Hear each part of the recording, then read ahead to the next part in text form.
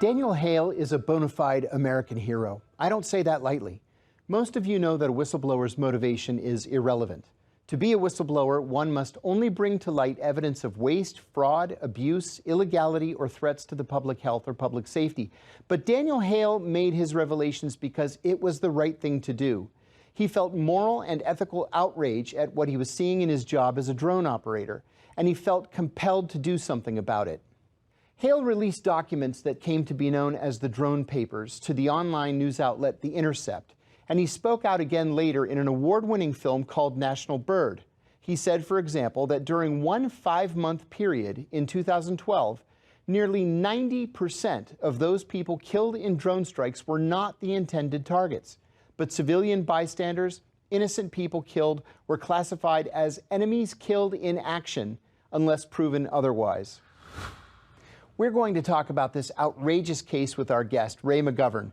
Ray is a former senior CIA officer who served for 27 years. He was President George H.W. Bush's morning intelligence briefer and was the recipient of the CIA's Intelligence Commendation Medal, which he returned in protest. Ray is now a noted activist and is the co-founder of Veteran Intelligence Professionals for Sanity. Ray, welcome to the show. Ray, you know Daniel Hale personally. So many whistleblowers come to whistleblowing from different points of view. Give us an overview of his case. Daniel Hale was just a guy doing a job. How did all that change? Well, he realized that there's a gradation of values to your job, and the one that supersedes all the others is the oath that we all take to support and defend the Constitution of the United States against all enemies, foreign and domestic. When he saw what we were doing with these drones and these forever wars, his conscience prevailed, okay?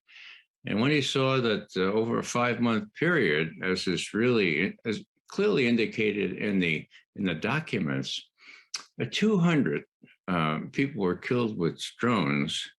90%, like 90%, were civilians, counted as military casualties. Now, if my arithmetic is correct, 200 killed, 180 of those civilians. Now, his conscience told him that he needed to stop that. Whatever he could do, he'd stop it. He knew, and I know this personally, he knew the risk he was taking, he was going to take it anyway. He's in the best tradition of whistleblowers. I mean, his far distant predecessor, relative even, Nathaniel Hale. Remember? I regret that I only have one life to give for my country. Wow, you don't get any better than that. In other words, he knew what he was doing when he went into it. Like Daniel Ellsberg, like Edward Snowden, they fully expected to have to spend the rest of their life in jail for exposing something that their oath to the Constitution and their conscience dictated that they expose. Now, not all of us are up to that. You were, John, but I wasn't. Maybe I could give you a negative example of that by and by during this interview. One of the things that has struck me about Daniel Hale is how intelligent he is. He's an extraordinarily bright young man. His whistleblowing was calculated. He knew exactly what he was getting himself into. His revelations were not an accident. My point here is that he made a decision to put the stories of untold victims of the drone program and the futures of possible drone victims above his own well-being. Do you see his situation the same way? He wasn't the proverbial accidental whistleblower, was he? No, he was very deliberate. And, you know, watching our government, for example, I remember very, very specifically that Dianne Feinstein, who was supposed to be what do you call it? The supervisory committee, the committee that looks at CIA and other operations. She was like sort of the overlook committee. And when she interviewed John Brennan, sort of like the godfather in both senses of the word, of this drone program. When he was about to become head of Central Intelligence, she said, "Oh, Mister, no, it wasn't. Let's see, it was Tenet. No, it was Brennan. Okay, look," she said, "Mr. Brennan, uh, it's a wonderful program. I'm told that the number of civilian casualties are in the single digits." and, and Brennan smiled. He says, "Yeah, all right." A bunch of, bunch of malarkey, all right?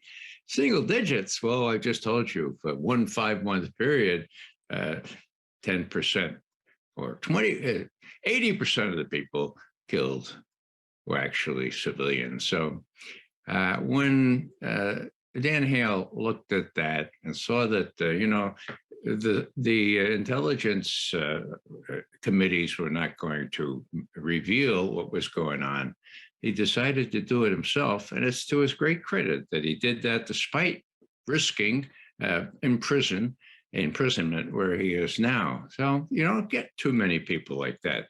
You are one, John. Ellsberg was another. I have to tell you, Ed Snowden said specifically when he arrived in Hong Kong, he said, "I know the CIA stations right down the street here. I know they're almost certainly going to get me, but I'll do it anyway because I swore an oath to the Constitution." All right, there's a Fourth Amendment in the Constitution, and that's what I was trying to protect. Now, in the event, it was Julian Assange, Sarah Harrison, and others who got him out of there. And it was incredibly artful way that they got him on that Aeroflot plane. That's another story. But he lived to tell the tale, and he's got a small family now, 2 little boys and a wife in Moscow. He'd like to be here in this country, but he's proud of what he did. And we needed to know what he did. Again, Congress did not act as it should have in prohibiting NSA, CIA, and others from continuing to violate the Fourth Amendment of the Constitution of the United States. When Daniel Hale decided to make his revelations, he went to The Intercept. This was actually quite controversial because many national security whistleblowers who have gone to The Intercept have found themselves to be sent to trial and then on to prison. NSA whistleblower Reality Winner, for example, went to The Intercept. They exposed her identity. FBI whistleblower Terry Albury went to The Intercept and they exposed his identity. The 2 national security journalists at The Intercept, Richard Esposito and Matthew Cole, were the journalists responsible for sending me to prison. The same thing that happened to all of us happened to Daniel Hale at The Intercept. What is going on there? Are they that unprofessional, or are they somehow connected to the national security establishment? Well, The Intercept has fallen on bad times. When you think how it was set up and what it was out to do, what has happened? Well, the proof is in the pudding. They were unwilling to publish Greenwald's expose of the Biden laptop story before the last election. Wow, they sat on it. They wouldn't publish what Robert Greenwald had. He had to publish himself, and he had to leave The Intercept, a institution that he had himself co-founded. Now, from what I know, and no one knows everything about everything, of these cases that you just mentioned, my impression is that Daniel Hale was convinced that he would be found out and that he was willing to pay the price, unlike the others. There is circumstantial evidence that he didn't take the rudimentary precautions that prevent what the Soviets used to call the organs of state security from finding out who you were. So the others, I think, were really traceable to incompetence or worse. Daniels, I happen to know enough about that to indicate that he was willing to pay the price, and he is unwilling to hide for the rest of his life. So I'm not saying it's his own fault, but he knew that going in, and he acted in that way. So his case, in my view, was a little bit different. Daniel Hale, at his sentencing, gave one of the most inspirational speeches that I've ever heard in my life. In that statement that he made, he said, and I quote, "I believe that it is wrong to kill, but it is especially wrong to kill the defenseless. I shared what was necessary to dispel the lie that drone warfare keeps us safe, that our lives are worth more than theirs," unquote. He also said that he had to kill a part of his own conscience to do his job. He also paraphrased his ancestor, Nathan Hale, and said, "I have but this one life to give in the service of my country." These are incredibly powerful words, Ray. At the same time, the prosecutor in this case said that Daniel did not provide a public service. He endangered soldiers. There is, of course, nothing at all to indicate that this was the case. Give me your thoughts on Daniel Hale's legacy. What do you think that'll be? Well, that's what prosecutors do, of course. They're not above twisting the truth. I'm reminded of when Chelsea Manning revealed the secrets on our wars in Iraq and Afghanistan. The initial complaint from the prosecutors and from everybody else was that we were endangering sources and methods, and not only that, but people. Well, guess what? When the head of the Defense Department at the time, a fellow named Robert Gates, was asked to substantiate that, he came back and told the head of the Senate Arms Services Committee, Levin was his name. He said, "Well, you know, we've looked into this, and there's no evidence that anyone was harmed by virtue of these disclosures. So they couldn't substantiate that anyone so much as spat upon in reaction to these truths coming out." So that's always a technique that the prosecutors use. You know, when you think about the people that Dan Hale saw being killed, or gathering chestnuts or gathering grapes or whatever, being killed, who are these people? Well, the powers that be, the John Brennans of this world, consider those people, well, what the Germans used to call Untermenschen, okay? People that are below the rest of us mention, okay?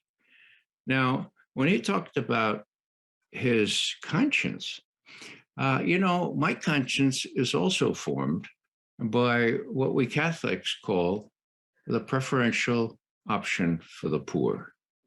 And the British, my God, and the Vatican made that explicitly clear back in 1975 when they said, here's what that means, a preferential option for the poor. No one, quote, "No one is entitled to accumulate still more of what he doesn't need when others lack the rudimentary basics of life," period, end quote.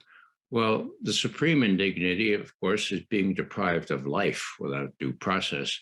And that's what was happening to 90% of those civilians in Afghanistan, Iraq, under that Brennan regime. Do you remember, John? I think it was every Tuesday. It was Tuesday or Thursday. I think it was Tuesday. John Brennan brought a list to President Obama. And that list included the names of people who would be obliterated by drones that particular week, okay? And, can you see it? I mean, here's Obama. It's like, "No, John, this fellow, Ali so-and-so, didn't you tell me that he has a wife and 5 kids? Yeah, Mr. President, we found out that he was having lunch with a suspected terrorist in Lebanon, so I think we get him." But John, let's put him at the bottom of the list, and let's look at that again next week. Let's kill the other 10, okay, John? "Oh, yes, sir, Mr. President." Hello? Give me a break. But that's the way it went down. And no one was held accountable. The only way we know all this stuff is for people like Daniel Hale. My hat's off to him. I want to ask you about people considering becoming whistleblowers, especially in the national security arena. I get calls from people with some frequency asking for advice. I'm sure you do too. What do you tell people like Daniel Hale who are struggling with the decision to go public? It's not a secret that the entire weight of the U.S. government will fall on their heads if they go public with their information. Well, I say, if you're in Hawaii, fly east. What do I mean by that? I mean that Edward Snowden had done his homework. He knew that if he went to the U.S. or any points west, east for him, whatever it was, to the U.S., he couldn't escape being found out and imprisoned. So he went to Hong Kong. That's why he went to Hong Kong, to release this stuff, to give it to journalists and have a couple of days before they found him. He fully expected to be found, as I said before. So he was able to do this. Why? Because he was smart enough to outsmart the system. So I'd say to a whistleblower, look, first you need to decide if you're willing to risk what might be in store for you. And if you are, well, I give you my unadulterated encouragement. Now, before you go and do this thing, figure out how best to do it and how most securely to do it. There are all kinds of ways these days, okay? Not only WikiLeaks, but others. So figure that out and go ahead and do it. And don't be left with the kind of conscience that I have. When Daniel Hale was sentenced in the notorious District Court for the Eastern District of Virginia, Judge Liam O'Grady shocked everybody by giving him a sentence of 45 months in prison. But Judge O'Grady recommended that Daniel go to a low-security prison where he could be treated for depression and addiction issues. The U.S. Bureau of Prisons ignored that recommendation and instead sent him to the Communications Management Unit of the Supermax prison at Marion, Illinois. This is one of the two most secure and most dreaded prisons in the entire U.S. prison system. Daniel's now incarcerated with some of the most dangerous people in the world, including terrorists and mafia leaders. What's the message that we should all take from this? Well, it's the same message that we're trying to give with respect to Julian Assange. We're going to get you.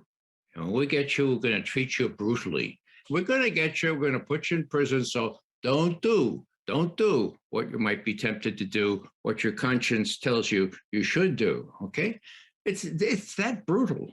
And those people are running, and not the judges, for God's sake, the prison people, what we call the deep state, all those three-letter agencies that have purview over our government, to include over our president. I have to tell you, look at what's happening in Ukraine.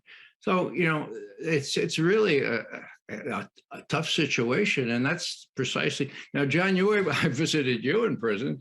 You were able not to end up in these really, really bad prisons. But, I just finished with this thought about prisons. It was Dostoevsky who said, if you want to measure the level of civilization of a given country, go visit its prisons. Go visit its prisons. We wouldn't shape up very well under those circumstances. Daniel will be released from prison, Ray, sometime in early 2024. What can he expect when he gets out? Certainly, the government will make his post-prison life difficult. They do that to all of us. What do you think awaits Daniel Hale? Well, I think he'll feel the same way you did, John, and the others who have done their time, like Chelsea Manning. Daniel Hale will be able to get the Oscar, so to speak. We call it the candlestick holder for spreading light in dark places of the Sam Adams Association. The same Sam Adams will be giving him that in person, and he will be welcomed by those of us who know the hardships that he will have endured and who admire his courage in facing into that, even though he knew what the risks were and told the truth anyway. So there will be a community. You just say, I'm thinking, John, when you went away to prison, there was a mammoth ball, a big celebration on the top of one of the fanciest hotels in Washington. And we all said, goodbye, John. We'll see you later. And when you came back, we welcomed you. So, a lot of people still admire courage and a feeling of integrity. There'll be those people to welcome Daniel Hale as he gets out of these ridiculous situations in prison. Veteran Intelligence Professionals for Sanity, the group that you co-founded, that's made up of retired officials from the CIA, FBI, NSA, the military, and the British MI5 and MI6, recently gave Daniel Hale its Sam Adams Award for Integrity and Intelligence. Tell us about the award and about why it was so important to honor Daniel. Well, there's no better prize for someone. He has really good predecessors in having that award. Colleen Rowley from the FBI was the first one 20 years ago, okay? 2002, we all know what was happening then. She warned about it. Other recipients have been Julian Assange,